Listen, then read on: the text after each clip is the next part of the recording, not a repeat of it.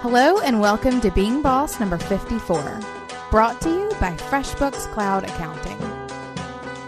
All right, you guys, Emily and I have just wrapped up a ton of client work to close out 2015, and we thought that we would jam on all things client. So client relationships, everything from firing a client from hell to keeping the dream clients, well, dreamy.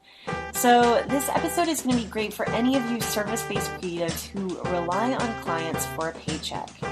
Also, I think it's going to be really great for all the people who want to be great clients. Ooh, right? Right. Get your business together. Get yourself into what you do and see it through. Being boss is hard. Blending work and life is messy. Making a dream job of your own isn't easy. But getting paid for it, becoming known for it, and finding purpose in it is so doable if you do the work.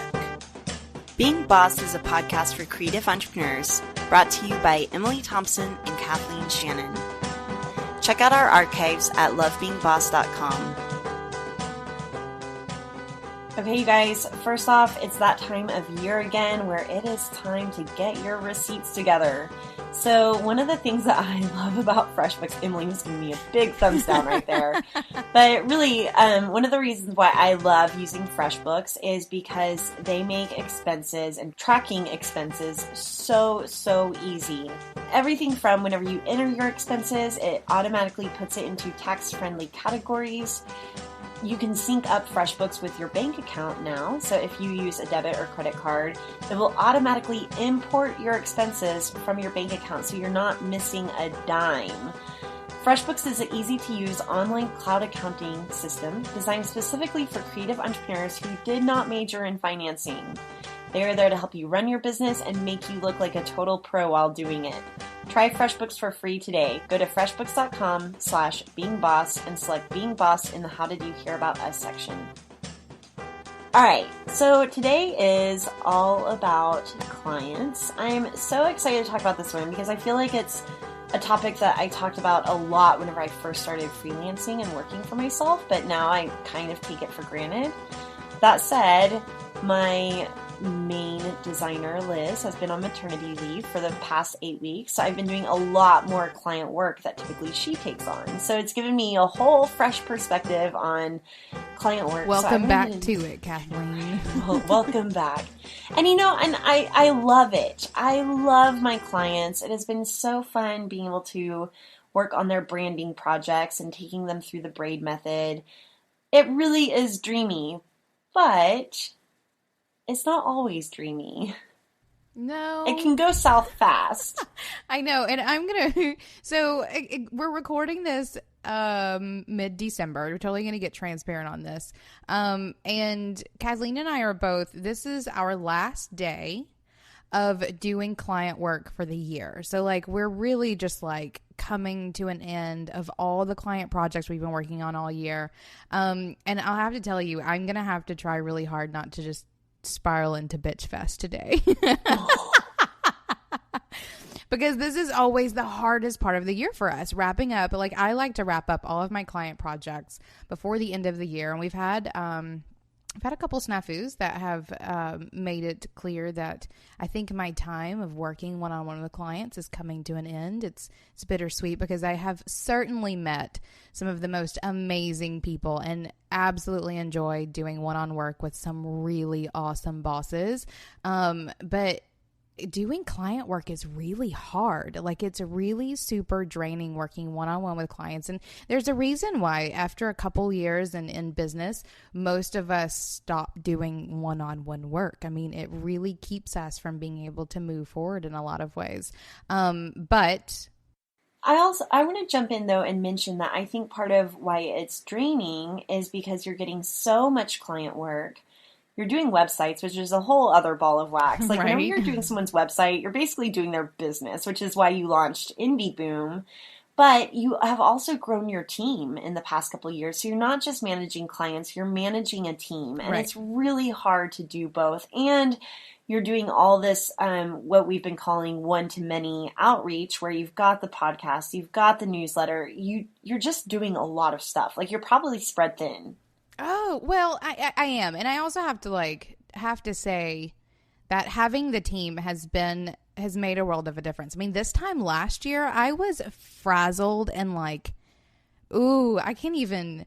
Actually, I remember being on a coaching call with Brooke Castillo, which we interviewed months ago. And like she was doing some like one-on-one quick-fire coaching with some people that were in a group that I was in. And I got on and I was like, I'm about done. I was like, I have like 4 sites to launch in the next 2 weeks so that I can enjoy my Christmas holiday. I was like, talk me off the cliff. What did she say?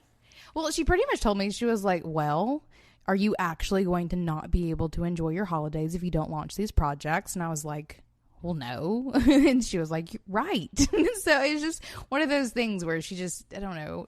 Perspective. I know, exactly, which is exactly what I needed.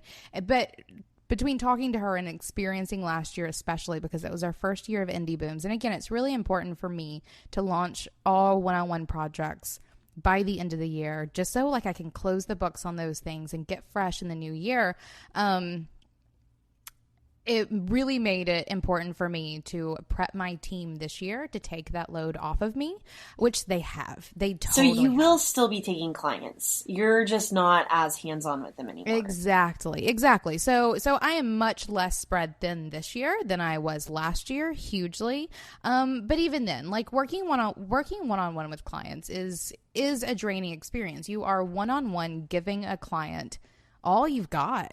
And if you have more than one client at a time, and most of us do, unless we have a client who's like paying all of our bills, which is rare, then you're giving lots of people all you've got at any given time. And then compound that with holidays or like tax season. You're right. It's like whenever this launches, this will be right in the middle of it. And if you are gathering your own receipts, God bless you. I'm glad I have David for that.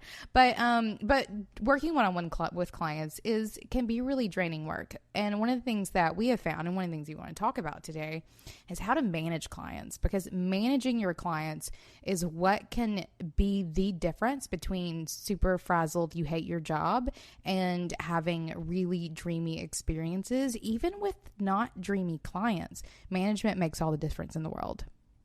Yeah, I mean, I feel like whenever I first started working for myself, my goal was to become best friends with all of my clients, and that's just not the case anymore. Right. Not that I don't want to get along, but I've always been really turned off by that funny website, Clients from Hell. I mean, don't get me wrong, I'll read that it. Website so much. I mean, some of it is so true, but I think that the idea of I think that there's something that happens in a creative industry, and I saw it a lot whenever I was working in advertising, where you walk into a meeting and your client already hates you. It's like for some reason you're the enemy, and I swore that would not happen whenever I worked for myself. My client will not be my enemy. Even if we're not best friends, you're not going to be my enemy.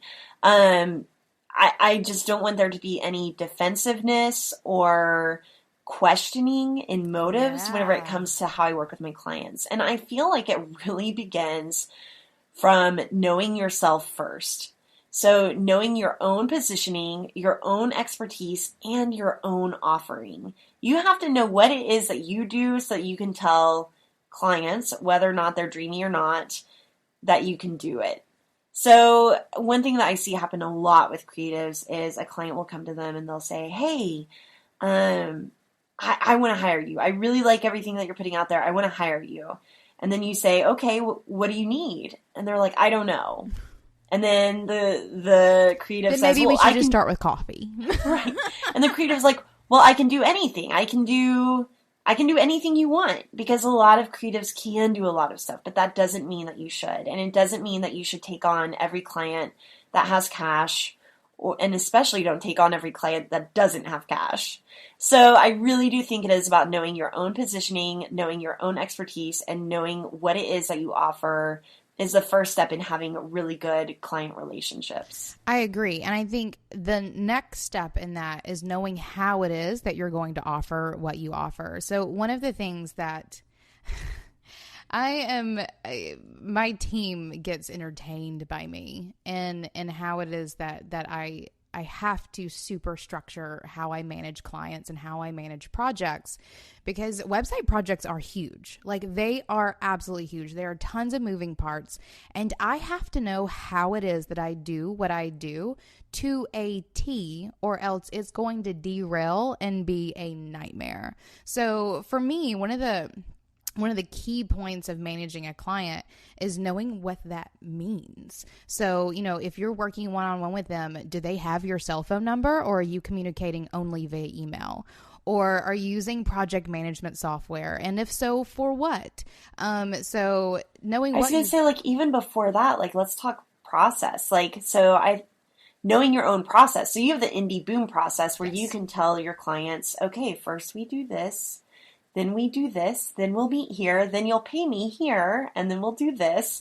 Right. So it's very organized and reassuring, and it is how you deliver what you do. And the same thing with Braid Creative. We have our Braid method. So our clients know before they ever hire us that we're going to have 3 meetings and 2 coaching sessions, and this is what you'll get. It's very clearly outlined when these things are going to happen. Exactly. Which, for me, there are 2 key points, I think, whenever it comes to managing clients.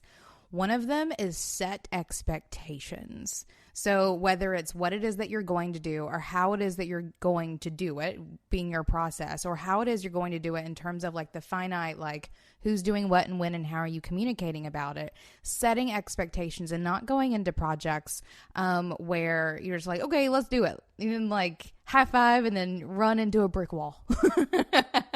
Okay, but before even that part, before setting expectations, I still want to talk a little bit about positioning yourself so that you're attracting dream clients. And I think another way to do that is to show only your best work and only the work that you want more of. I see too many creatives populating their portfolios with half-assed projects just because it's something. I would rather see 1 of your very best than 10 of your mediocre. So show only your best work and the work that you want more of. Right. Well, and like on the flip side of that, if you are looking for someone to work with, look at their portfolio. Okay, I have to say, I just hired a contractor without looking at her portfolio. I know that you did this, but you also met her and knew her. I know, and I loved her. Yes, that was a little bit of a different scenario. Don't get it off track, Kathleen. No, but it's a good point, because even our clients that hire us, sometimes they'll come to us on referral, and someone loved working with us, and they'll tell their friend, you have to work with Braid, and they will not have even looked at our website. Right. And so we, in part of before a client ever works with us, whenever we're just emailing back and forth, one of the things that we say in our email is, take a minute to look at our website if you haven't already. We explain a lot of how we work there. You can also see samples of our portfolio work here with a link to our portfolio. Then we literally say, if our style, vibes with your style, let's talk. So one of the things that we're doing is self-selecting out. If our style does not resonate, don't hire us. Yeah, I completely agree. And for me, that's also kind of always like almost red flag. Like if someone is just coming at you, and red flags. Let's talk about red flags. Yeah, I really want to talk about red flags. So I love that we call them red flags. Red flags are when you are talking to a potential client, and this doesn't matter what you do, whether you are a designer or a developer or a coach or it doesn't matter.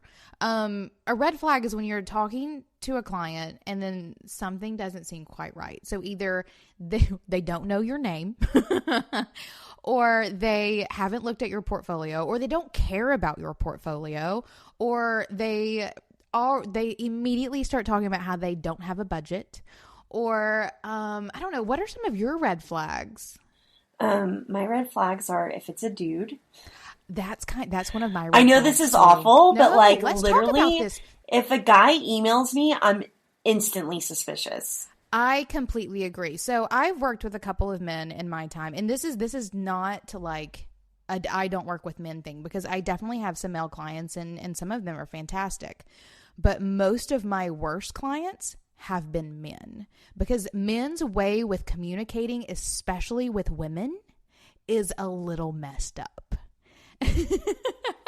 And I mean, we're just getting really honest here, but I think that our brands attract a lot of women, including Being Boss, but we also attract guys or people who are a little more gender fluid. Like, I've worked with a lot of people on their branding, and I won't say that I don't work with guys because I do, but we're talking red flags. And red flags are just warnings. Yep.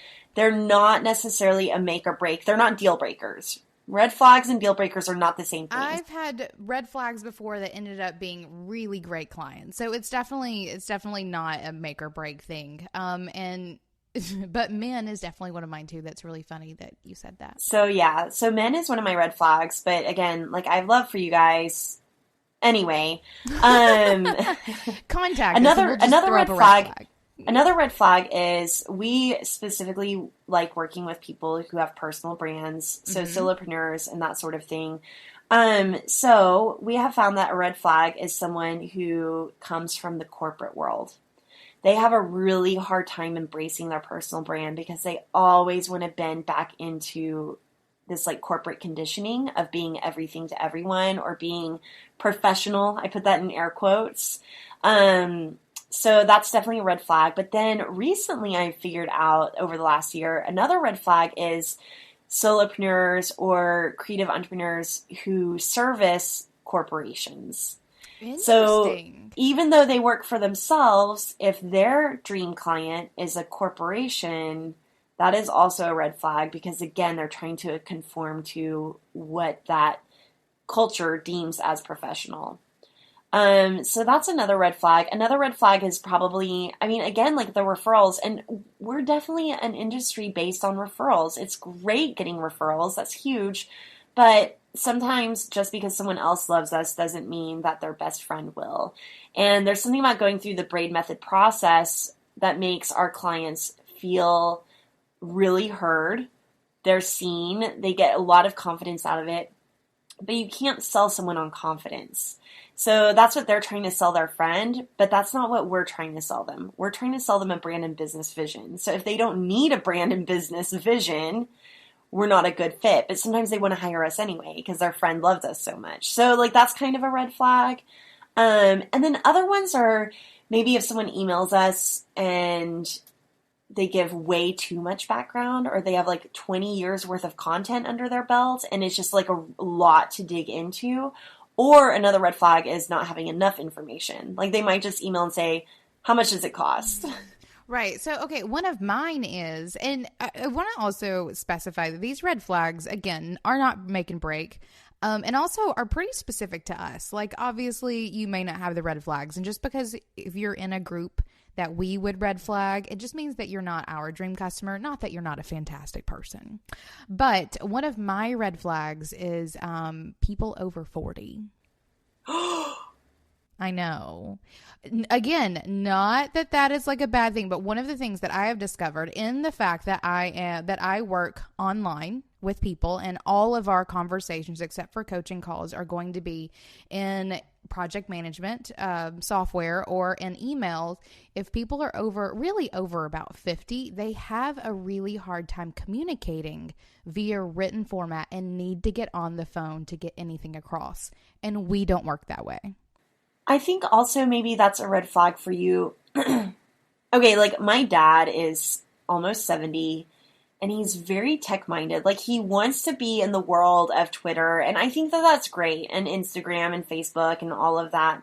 But at the same time, it is a new world that is hard to navigate, and it's something that that I'm really trying to be compassionate about because I'm starting to get to an age, I'm not old by any means, but where new technology is coming out, like I don't even know what Snapchat is or how to use it. And so then I imagine that's how my dad feels about everything. Like I'm curious about it, but I don't know how to use it and it's intimidating. So I think that for you being a web developer who is helping people build online businesses, we grew up on the internet essentially. Right.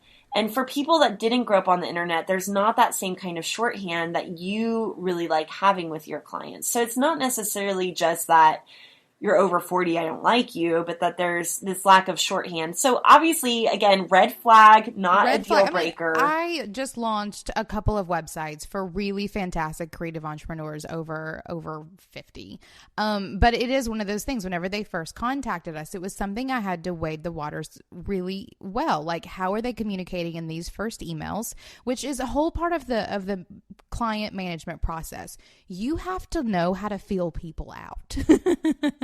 It's really, really important. So I know that if someone contacts me and they are older, then that's something where we're going to have some very careful conversations via email to begin, because if you can't communicate with me in a way that is going to be effective for me to get the job done, then I'm not going to be able to effectively get the job done. So just for us, red flags are how you very narrowly define who your dream customer is.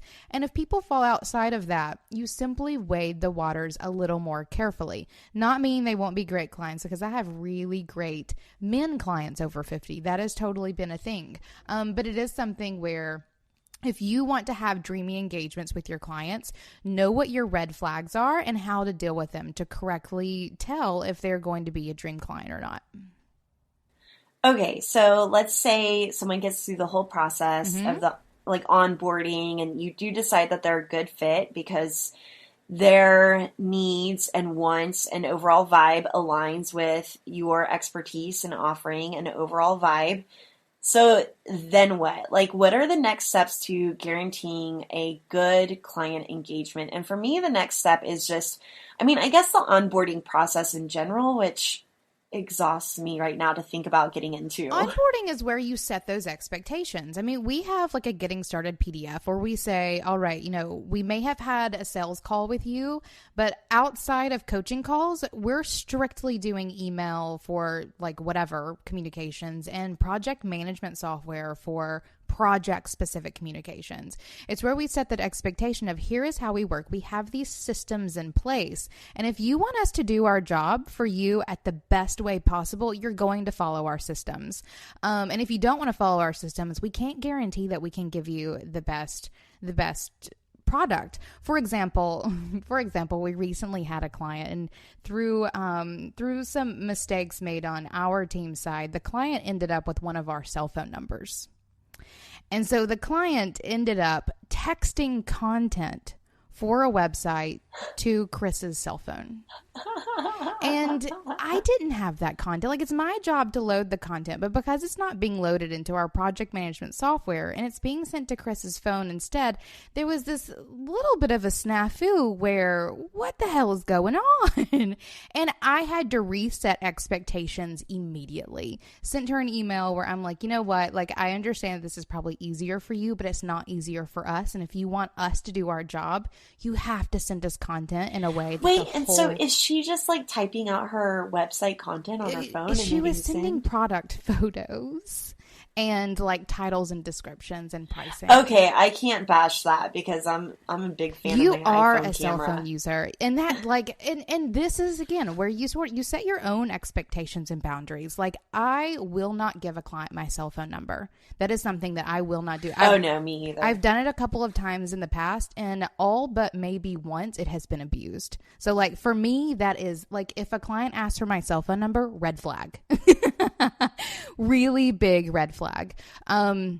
So setting those expectations during the onboarding process, though, is one way that you begin the client management, or no, that's how you continue the client management process. I also think that having the process for booking a client is how you like show that professionalism that you just continue carrying on through the onboarding process, where you set clear expectations and you absolutely stick to them. Like, this is a client management thing. This is a parenting thing. Like, you set expectations, and it is your job as the parent in this relationship. I feel like you're talking to me right now, Emily. Oh, I'm not, but do you feel guilty, Kathleen? I'm feeling judged right now. No, but maybe we should talk about that later. But it's about setting expectations and sticking to them. And it's not even like I'm kind of known for being the tough love, get your shit together person. And it's because like I create expectations and boundaries. And I absolutely expect the people that I set them for to follow along. And if they don't, I will tell them and redirect immediately. And like having these really great processes, how I keep that super professional relationship and manage clients in a way that gets really big projects done. Hey bosses, did you have a case of FOMO? That stands for the fear of missing out. When you saw all the Being Boss magic go down for our Being Boss vacation in New Orleans? Fear not, friends, because we are planning another boss vacation this spring in Miami! So it was really hard to figure out what location to go to, but we've never been to Miami, and the reason why we do these boss vacations is to cultivate our creative pack, see different parts of the world, get some FaceTime with each other, connect with each other, and live the boss life. So to learn more details about this boss vacation, just go to lovebeingboss.com/Miami. We hope to see you there.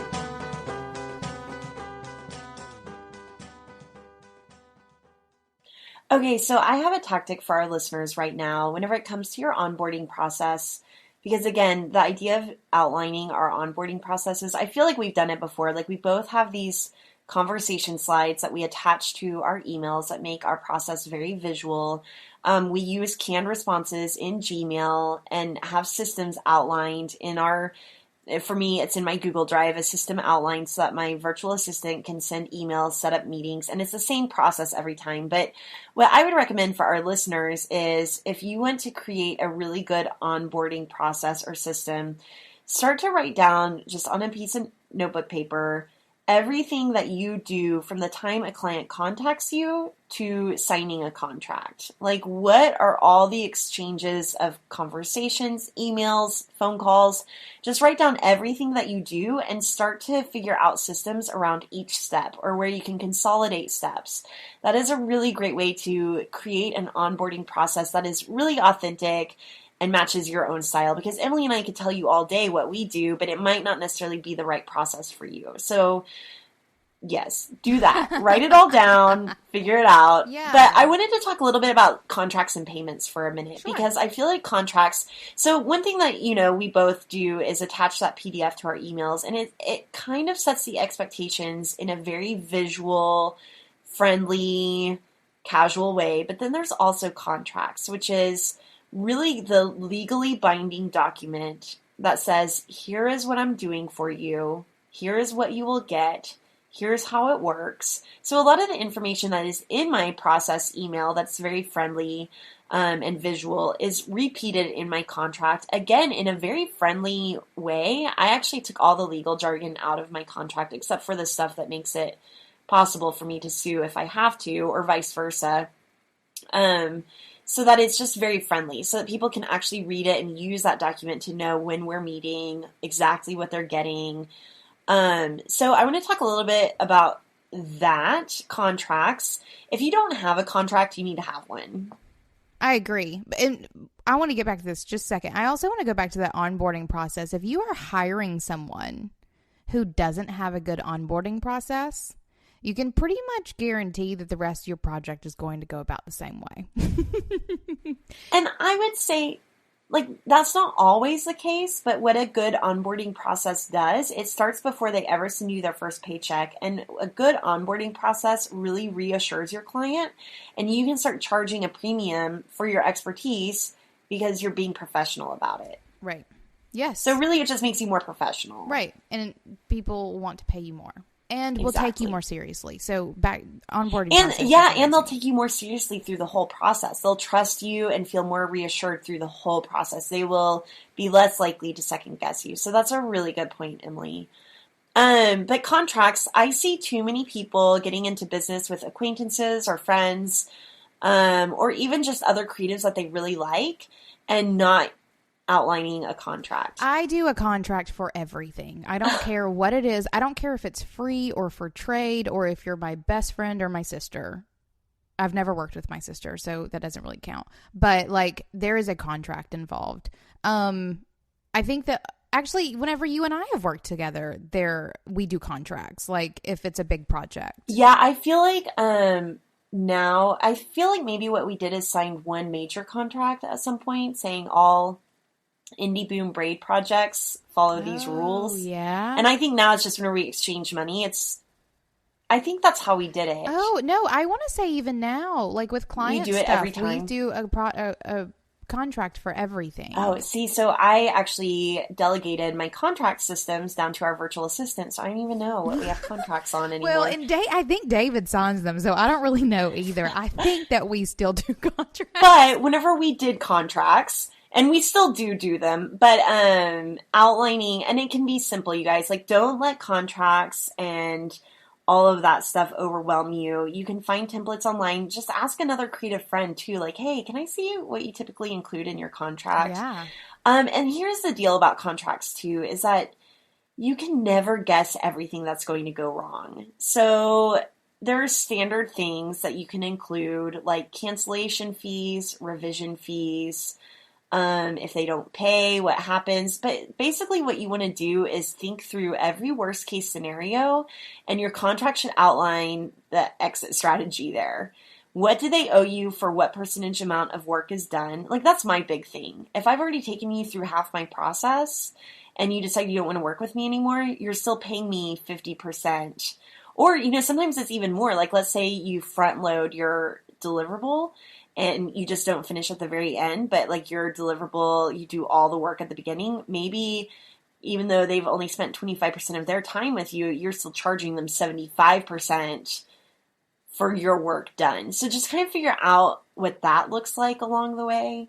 And it's also never a bad idea to hire a lawyer to look over your contract. That's something that just now, 5 years, 6 years into business, I'm really starting to get more serious about, especially when it comes to intellectual property and trademarking and copywriting and all of that stuff. But for simple client contracts, basically outline what are they getting, what are you doing, how much does it cost? And that's going to be really good for covering all bases.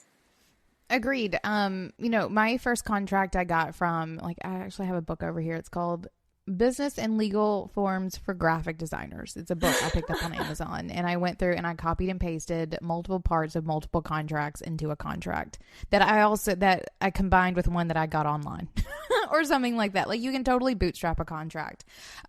We hired a lawyer to do a contract whenever we launched Indie Boom. So because it was such a high price, long engagement with our clients, we decided to get legit and get a custom contract drawn up. And we still use that one for Indie Booms. And then we just sort of tweaked it for our one-off website projects. And again, I do contracts for everything, and not even because I'm afraid something's going to happen or I'm expecting it, but because of that professional level. Like, even if it's a free thing that you are just, working for trade with someone, having a contract will hold you both accountable to actually doing what you're saying you're going to do. And it'll make you look like the uber professional that we know you want to be. And again, I love it whenever people do really plain language contracts. I feel like that's so approachable, so much more approachable. Ours is not, because it is such a big engagement that I don't care if it's approachable. You're signing my contract. But you also want them to read it. Yes. Okay, so even though it's a big one, my contract isn't longer than 2 pages. It's not like an 18-page document where I'm asking for your first child.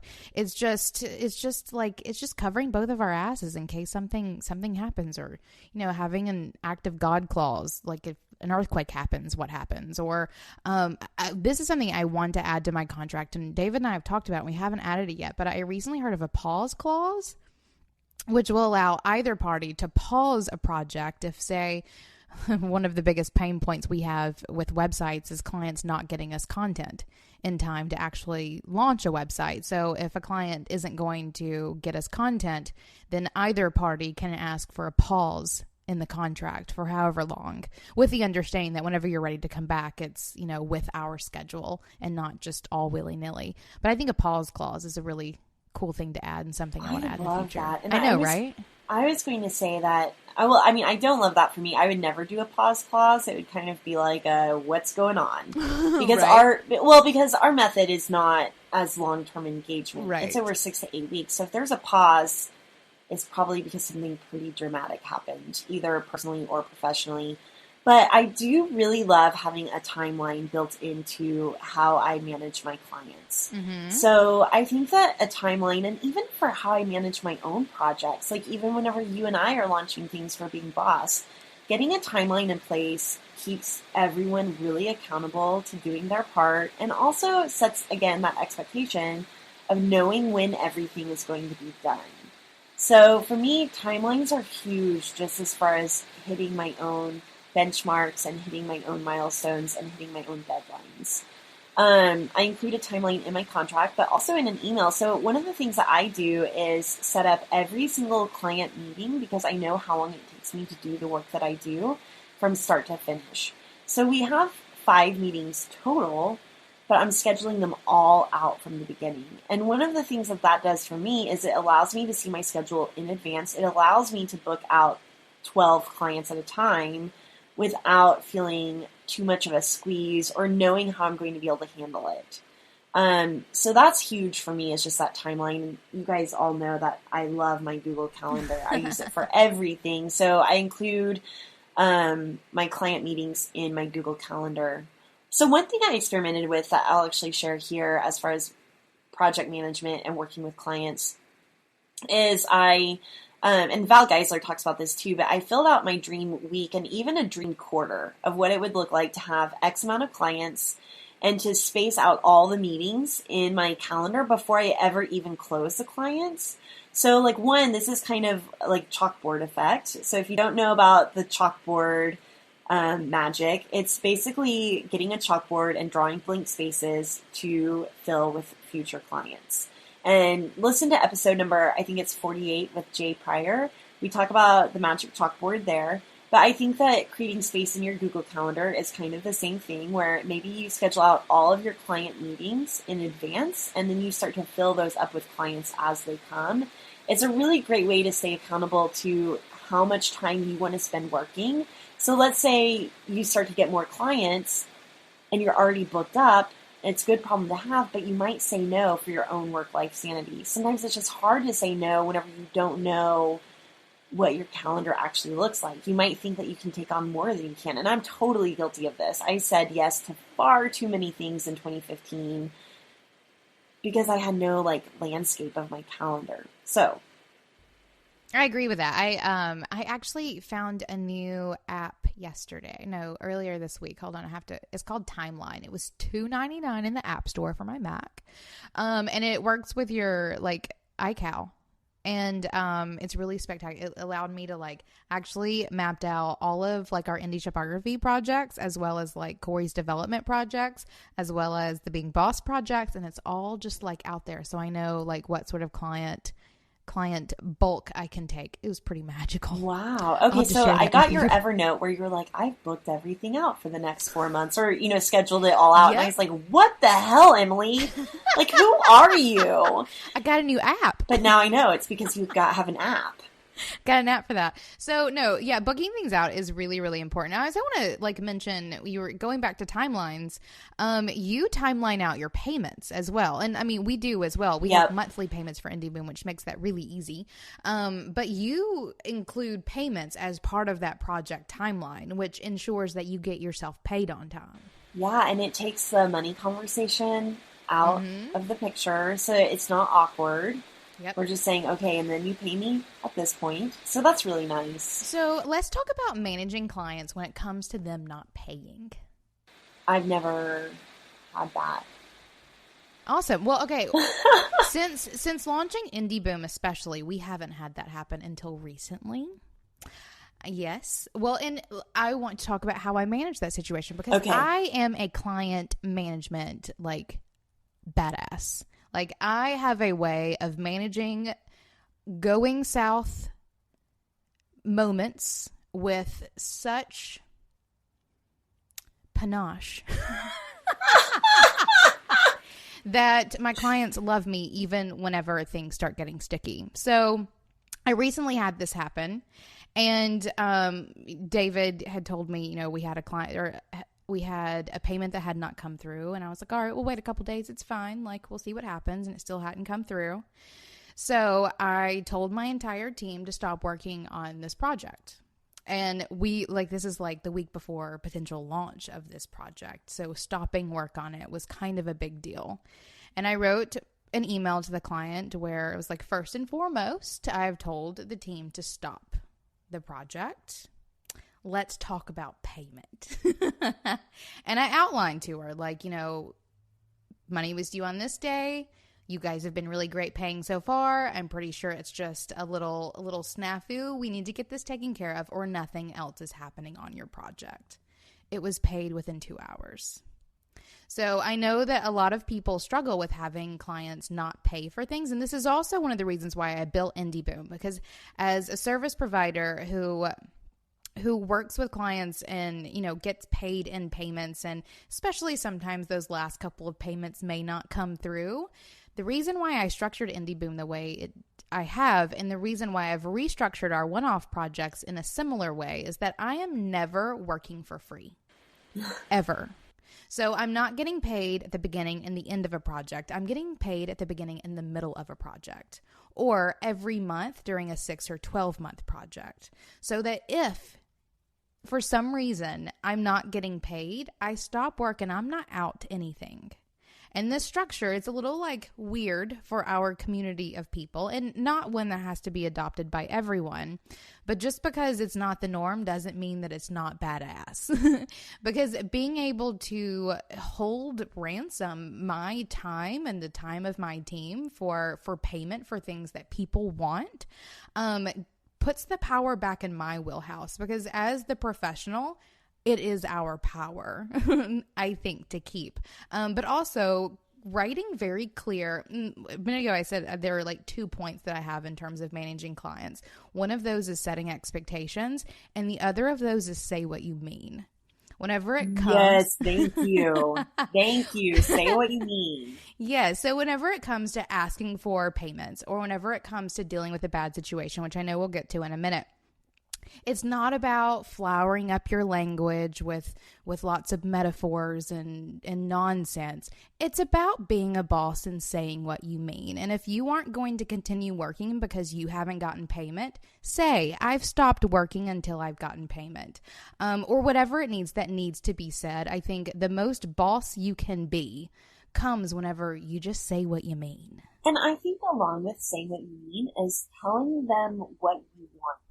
What is it that you want them to do next? Yeah. So, yes, that is such a huge one. So often I get in middle of, and not even me anymore, but long time ago, whenever I was learning how to do this, it was, clients saying, well, I don't know what you need from me. Well, let me tell you what I need in very plain language. It may have been, I use this for lack of better words, but it may have been your fault that they were saying, sure. I don't know what you need from me. Absolutely. Because they didn't understand what content meant. Or they didn't understand that they needed to hire a photographer to take their photos, and you weren't going to do that for them until you launched IndieBoom. Right. Well, and that all comes into, saying what you mean and telling them what you need. And at some point, I didn't know that I needed to tell people what I needed. I expected them to know. And so I'm telling you the lessons that I've learned over my last 6 years. I love that. Good. Tell them what you need and say what you mean.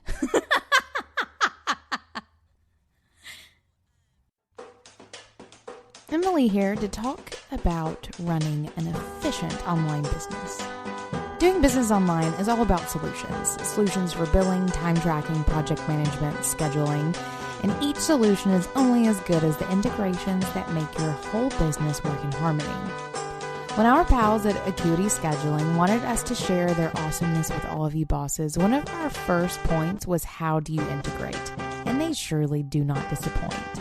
Whether you're a FreshBooks user or married to Google, send emails with MailChimp, Aweber, Constant Contact, or Mad Mimi, or maybe you use Zapier to make all the things work just the way you want them to, Acuity Scheduling makes sure your meetings are in line with how you do business online by integrating with all of these and more. Schedule clients without sacrificing your soul. Sign up for your free 60-day trial of Scheduling Sanity at acuityscheduling.com/beingboss. Now let's get back at it.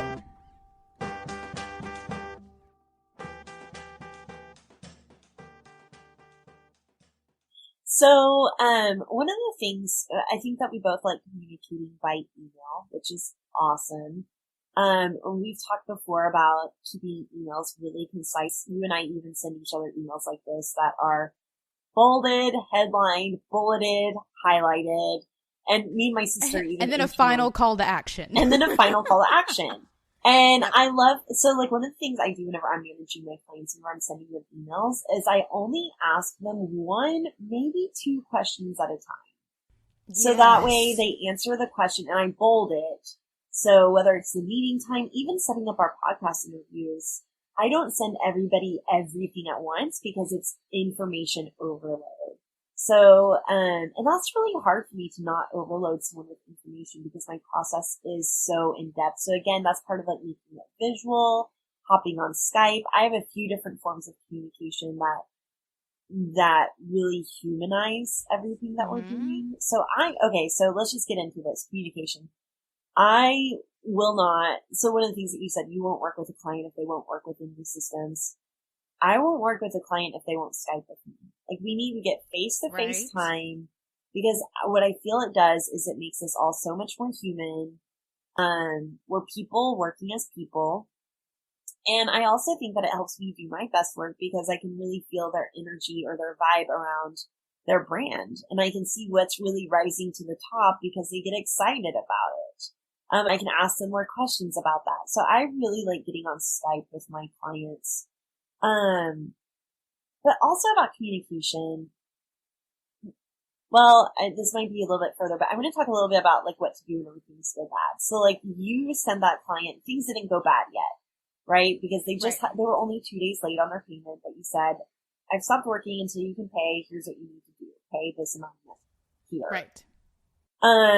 For me, I recently had a client and she was super lovely, great person, but a little bit tricky whenever it came to the literal graphic design of the project, like just very specific and particular.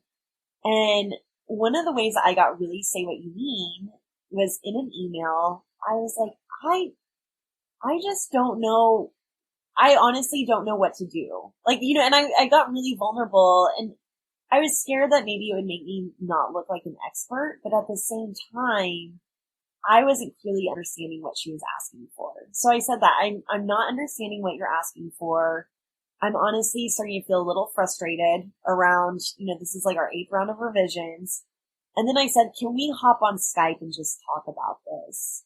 So that was the way that I really wanted to turn it around. I wanted to humanize the situation again and not make it into a us against them kind of situation, which is easy to do. It's easy to villainize your client whenever you're frustrated or scared that you're not doing a good job. And that's what happened to me. I felt like I wasn't doing a good job and I got scared. And I wanted to blame my client, but then whenever I took a step back, I realized, no, this is a person who's paying a lot of money to get what she wants out of this. I just need to better understand what she wants. And I also want to better say what I mean by giving her creative rationale, by brainstorming with her, by getting her in on the process a little bit more, by collaborating rather than acting like I know it all or that she doesn't know anything. Yeah, I completely agree. I think I love that you touch on that humanizing piece because I feel like that's a lot of times where people stop. Like, that's the part where everyone just throws up their hands and says, I'm done. Like, this person is emailing me, you know, talking to me like a bitch or like whatever it may be. And then you just throw up your hands. But I found this too, whenever things get really tough. And I agree. Like, I want as much of my communication written as possible because whenever you talk to me on the phone, I'm going to forget shit. Like, that is absolutely going to happen. I'm going to forget what we talked about or forget what I told you to do unless I'm like writing it down in the process. And even then, having that stuff in writing is very important to my process. It's something I've discovered over the years and something I don't move on very often. But there are times when things start going south when the best thing that you can do is rehumanize each of yourselves to the other.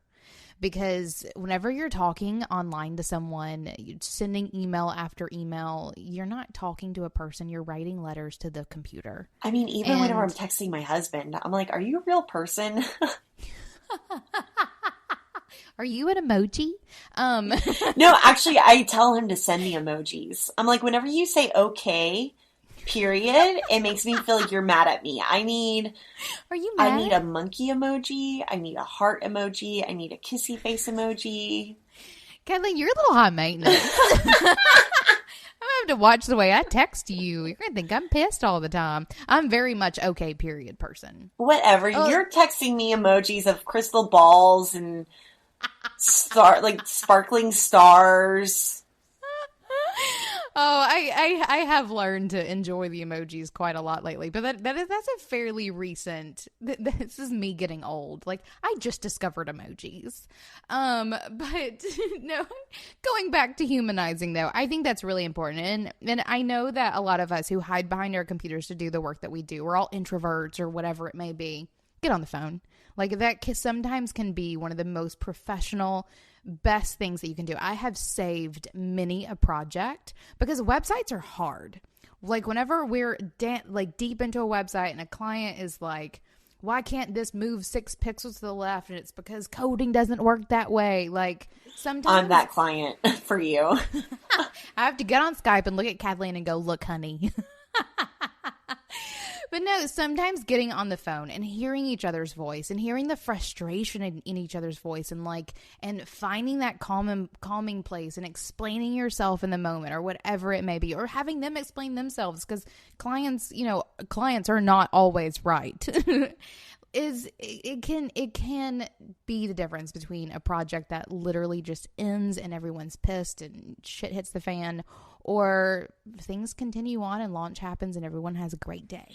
Okay, I have a couple other client management tips that I want to share. Is I always invite them to tell me what they don't like. Yes, I think that our biggest fear as creatives is that rejection, and I get it. I mean, I've been kind of not a wreck for the last 8 weeks, but I've been doing so much design work and I take it so personal. I mean, I really love doing branding design. I love it. Whenever I'm in it, I'm in it. And then whenever I'm presenting it, I'm like, oh my God, what if they don't like it? Yeah. And so the morning before, I mean, Jeremy doesn't even want to be around me because I'm so nervous leading into a meeting. I almost have stage fright about it. But one of the great things about our process is, one, we have a mid-checkpoint where I put together a mood board and I invite them to tell me what they like and don't like. So one, it makes them feel really heard. 2, I'm getting a lot of really good information. 3, it's just not as personal whenever you're inviting the rejection, right? Yes. So one of the things after I present a final brand platform that I like to do, that me and my sister both like to do, is ask them to take a few days to look at it and to think on it. And if they have any questions or if they want to tweak anything, and 99% of the time they don't really want to change much at all. But we tell them, you don't have, if something feels sticky or isn't quite right, you don't have to solve the problem. That is our job. You just need to explain to us kind of more direction of like what you're going for, what you don't like about it. So in some ways we ask our client to kind of skirt around the problem by describing the perimeter of the problem, and then we can get to the core and actually do the problem solving, if that makes sense. Sure. Yes. I think that getting your clients to tell you what they don't like about something is really important. I love having clients like doing that about my process as a whole, like whether it's what I'm delivering them or simply how it is that we work together. And it's part of the feedback process of like, tell us what it is that didn't work. I think it's very important.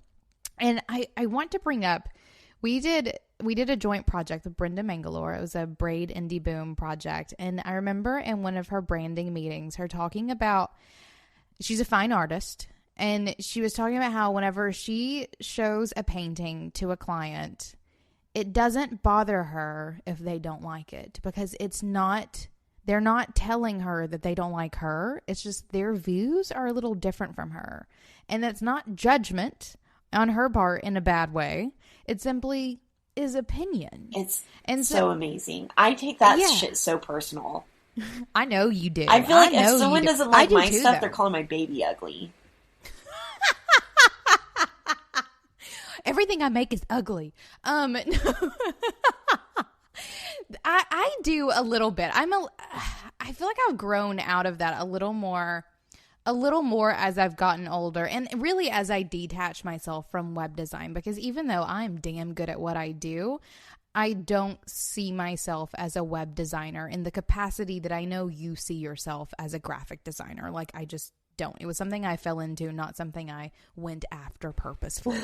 So in that case, I find myself detaching from it a little bit more easily, but at the same time, it pisses me off when a client doesn't like what I send them. Okay, so one of the things that I feel like I'm a good client for you Yes, is ma'am. that I rely on you for your expertise, not just around design, but Yes. strategy. So again, with this like problem solving part, I will come to you and say, okay, here's what I want to accomplish. Here's what I want to be able to do.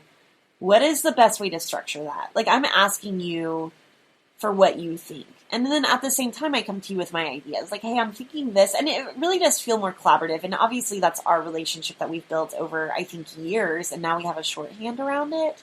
But at the same time, like, for example, we're about to redo Being Boss, like the Being Boss website. It's going to be probably a lot of me relying on you or me saying, hey, I've got this idea. Like, what if we're doing a blog, but we still want our podcast in a sidebar? And then you might be like, okay, but let's try it this way. Right. Well, and I think that's a really great point to bring up. And I think everyone listening to this is going to be somewhere on the spectrum of starting out and being an expert. And if you're starting out, your clients are going to give you a lot of direction because you're starting out and you need it. But if you are someone out there who's paying an expert, if you are paying high dollar expert to do what they do best for you, trust them or hire someone who's starting out. Like, nothing grinds my gears more than being hired by someone who doesn't bother trusting me, because I'm damn good at what I do. And more times than I can count, whenever like Corey goes to develop, if a client has been very difficult for me in terms of design, Corey will come back and say, what is this that I'm looking at? Because the first couple mock-ups were mine and were fantastic. The last couple were theirs. And this is getting into a really deep, scary place. But really, it's one of those things. If you're going to bother hiring an expert and paying the high dollar for it, trust them to do what they do well for you. Or go pay less for someone who's not that as much of an expert. I find that whenever I start to get most frustrated in a client relationship is whenever I go from being, respected, authentic expert to pixel pusher. So I love graphic design. Again, I do see it more as a tool in my tool belt now, and I love doing it I love doing it for myself and for Being Boss and for Braid and for our clients on occasion. And I love creative directing my team. But I get the most frustrated, whenever I feel like I've just become a pixel pusher. And so, like, recently, for example, this is a good client management thing, and being willing to say no to a project. I was referred to a potential client by someone that I really respect, who's really great, and she knows a guy who needs an ebook done. And so, one, red flag, he's a guy. Again, like, he might be great, but it was. And two, it's the winter. Things are a little slow. So I was like, okay, like, let's chat. And obviously I'm not going to turn someone off just because they're a guy, but let's chat about what he needs. He literally just needs layout and design. He already has a branding team. He already has all these things in place. So if he just needs an ebook laid out, I'm not the girl for him. Like, he's going to be paying a premium for that, whenever there's so many other designers that could do that. So I actually even got in the Being Boss Facebook group, went to our files where it says, what do you do? And I went to the designer section, and a few of the bosses that have been more active in the group that I kind of know or recognize, I copied and pasted their information to them. And I said, contact these people. They might be able to do it and do a really great job. And again, I'm not saying that they're not experts because they're doing it. They're just on a different place in their scale, or they might need some money. Okay, and so then let's say this. Let's say they take on this job, but they don't necessarily want jobs like that, but they could use a paycheck. Don't put it in your portfolio. So this like circles all the way back around. Yeah, absolutely. I've done a couple of ebook projects like that in the past that like they're not in my portfolio anymore. They got removed a long time ago, because sometimes you just sort of do things like that. And I enjoy doing things like that occasionally. But yeah, I think, what were we talking about? Client communication. Okay, I have a question. We got derailed. Have you ever had to fire a client? Absolutely. Me too. Good. I think we should all do it. I'm actually in a place right now where I kind of want to fire a couple of them. Oh, no. I hate doing it. And again, I will do everything I can to make that never happen. So that's why we started from the beginning with your own positioning and your own offering and red flags and all of that. But whenever it does come to firing a client, and even now, I don't feel like it feels like firing anymore like it used to. Now it feels like, hey, you know what? It turns out we're not the best fit. And I think that there's someone who could do a better job for you. And that's the God honest truth. Whenever things aren't working out, you're actually doing them a favor. Like when you get, if you're at a place where you need to fire a client, you're doing both of you a favor. So this is one of the reasons why I decided to build Indie Boom. So I had been doing one-off projects for a really long time and was really sick of being used, honestly, as a web designer who just knew skills. And I'd become a pixel pusher. I was designing and developing websites that weren't launching because the clients weren't actually serious about it. And so I was pouring my heart and soul into things that just got deleted a couple months later. And I mean, shit like that. I was sick of it.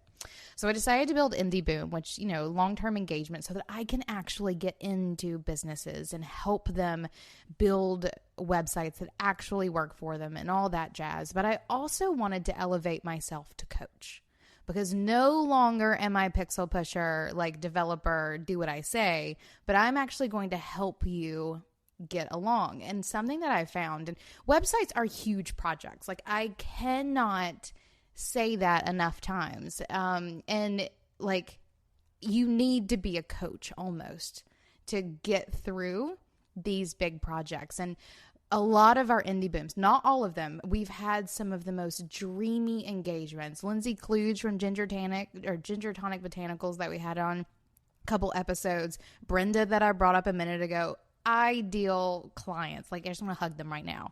But most of our clients have had what I call, and what we call in the studio, the moment of reckoning.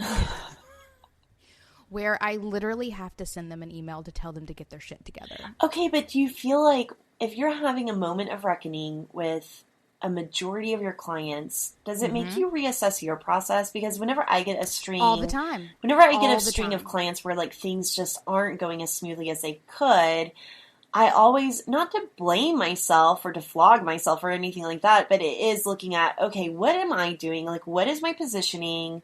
Why am I attracting this? What in my process, where in my process are there holes that could be filled with more productive or efficient systems? Right. So yes, absolutely. And that's one of the reasons why, you know, we hired Val this year to help us with our systems. And we were having some, and again, not bad problems, because we continued. They were not like firing clients. We weren't firing anyone. And it wasn't even that we were attracting the wrong clients. It's just that whenever you're working 6 to 12 months with someone, we come to like the peak in the mountain where they just need help getting over the top. And as the coach, that's my job. And so that's kind of been a side effect of going into these Indie Booms, where I found myself like at some point during many projects, and usually this is like they can't decide on the direction their website needs to go in. Well, I'm not here to help you figure out your business model. I'm here to help you build a website around your business model. Okay, like, you said they can't figure out the direction in their website, but I think you meant business. Oh, yes, I meant business. Or like, yeah, so I help them with website. That's a big thing that I see happen a lot in website. Whenever it comes to building your website, like that's whenever the rubber meets the road. Like, what is it that you're doing? How are you making money? And I feel like that's whenever a lot of questioning comes up. So I do feel like that gets taken out on the website designer, developer, coach.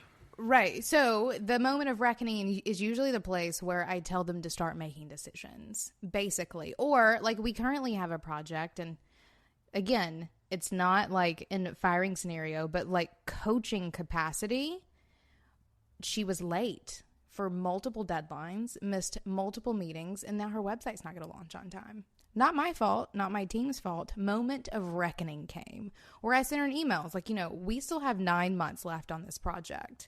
If you want this to work, you're going to meet your deadlines. And I think that comes like that place where making crystal clear expectations and saying absolutely what you mean is where you make a living doing what you're doing, working one-on-one with people. And certainly, like, I could have done it better years ago, and I have to do it harder now because there's such engaging engagements, but it's absolutely required on any part of the spectrum. Have you ever had a moment of reckoning with me that I didn't know about?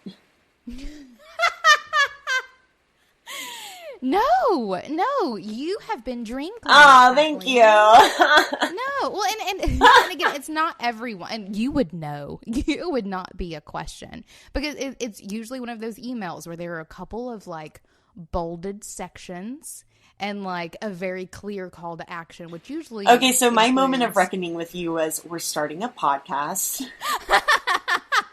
Right. The moment of reckoning with you was need to make a decision.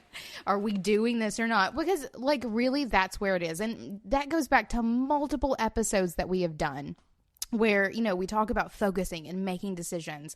Like as coach, it's my job to help build better entrepreneurs and help them launch websites and do what they say and want to do. And like, I don't know, that is obviously the very far extreme of having to manage clients, but it's something that I'm damn good at. Like I had to do one recently and Corey on Slack said something to me about like, it's kind of eerie, like how it is that you can make people do what you need them to do. And I've thought about that a lot. Like I struggle with writing for my blog and things, and it's because I have to write crazy emails all the time. Like I am a writer. I'm an email writer. Pro email writer. I am. But it's really important. And it makes me like I manage huge projects and I manage clients on a scale that would probably make most people listening to this barf. Like my brain is tired at the end of the day because of the things that I have to manage. But I also love what I do, and I love these one-on-one projects, and I do indie booms because I believe in what they are, but I couldn't do them if I didn't manage clients like a boss. That's exactly right. And I think that one thing I want to say, like the client love, I love my clients, even the ones where it starts to go a little sticky. At the end of the day, I'm so proud of them. I'm so proud of what they've created. I'm so honored that I get to be a part of that. And I think that goes back to that higher purpose part of really knowing why you do what you do so that you don't become resentful whenever things get tough, because things are going to get tough. They just are. Oh, absolutely. And so we spend a lot of the time on this podcast talking about clients that where it's a little bit harder, but I want to say that even the dreamiest of clients that become your best friends, they also deserve a professional level of management, just like everyone else. So absolutely. Well, and I think that just goes along with like looking as a professional or looking like a professional, being a professional, right? Because dreamy clients are dreamy because you manage them perfectly. Because even the dreamiest clients, if mismanaged, are going to have a shit time with you. 100%. Yes. So like client management is everything. And it is how you build relationships. I mean, I have clients that I've worked with for years, and I'm the hard ass that I am with them as I am with everyone else. And it's like that level of management that makes them trust me to build their online business. So, you may not be building websites. You may just be, it doesn't matter if you're coaching people on their health, or if you are designing their living room, or if you are, I don't know, designing their brand or designing an ebook. Like, you have to manage them so that they see you as the expert so that you can do your job the best way you can.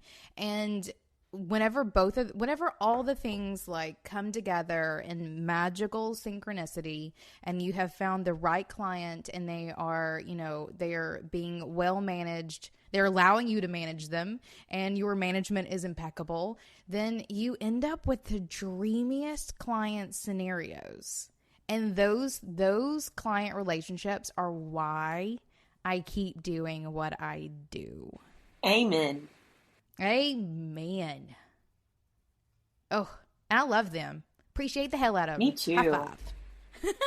Thank you to all of my clients, but also thank you to all of our listeners, because even though Being Boss doesn't have clients, we could not do what we're doing without our listeners. So I hope that you guys are getting some value out of our podcast. Right. And so now it's time to manage you. You should absolutely go sign up for our newsletter, Being Boss Facebook group. Do what I say. And come hang out with us in Miami. Yeah. Yes. Let's talk about that. And then I'll show you how sweet I actually am. So we are having another Being Boss vacation in Miami. We've already launched it to our NOLA bosses, so the bosses who came with us to New Orleans. Then we launched it to our newsletter list. So again, another reason to sign up for our newsletter is that you get early bird access to things like our vacation. You're the first to know. We have limited spots. NOLA sold out really fast. I'm suspecting Miami, especially after January, is going to be filling up fast. You know, if you're sitting there in the cold right now, just close your eyes. Think about palm trees and sand and the sun on your skin. And then go buy a ticket to Miami. So this is another vacation. We're limiting it to 75 bosses. We're going to be doing a masterclass, structured workshops, a live podcast recording, and then a lot of free time. This is first and foremost a vacation for fellow bosses to connect with each other and hang out and just have a really good time. NOLA was magical. I suspect that Miami is going to be a blast. So we hope to see you guys there. Just go to lovebeingboss.com/Miami to learn more. Thank you for listening to Being Boss. Find show notes for this episode at lovebeingboss.com. Listen to past episodes and subscribe to new episodes on our website, on iTunes, SoundCloud, or Stitcher. Did you like this episode? Head on over to our Facebook group by searching Being Boss on Facebook and join in on the conversation with other bosses or share it with a friend. Do the work, be boss, and we'll see you next week.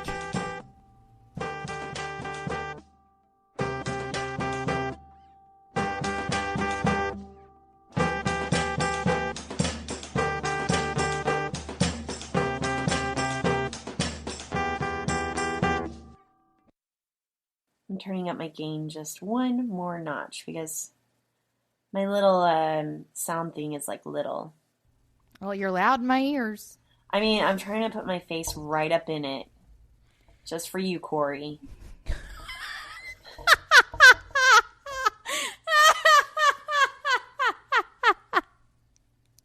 There you go, Corey. There you go. He loves his job. How could he not, I mean, right? we gotta make it worthwhile somehow. Right?